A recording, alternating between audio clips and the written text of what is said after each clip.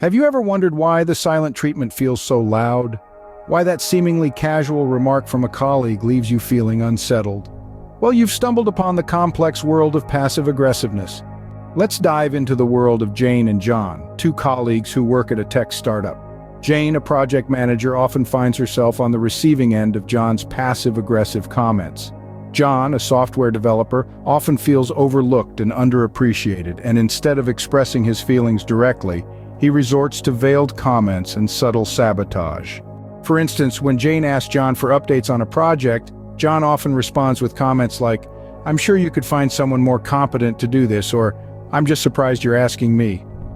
These comments are not outright aggressive, but they certainly carry an undercurrent of hostility. This behavior not only creates tension between Jane and John, but it also impacts the entire team's morale and productivity.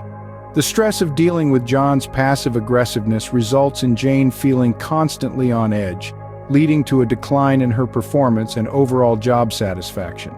Now imagine a different scenario.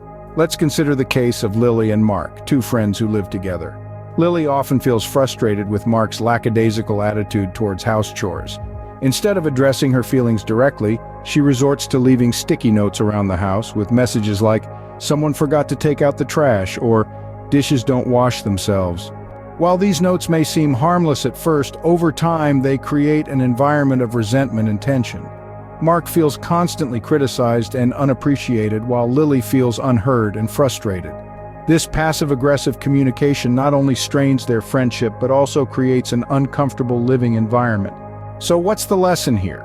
Passive aggressiveness, whether in a professional setting like Jane and John's or in a personal setting like Lily and Mark's, only leads to resentment, unhappiness, and a breakdown of relationships.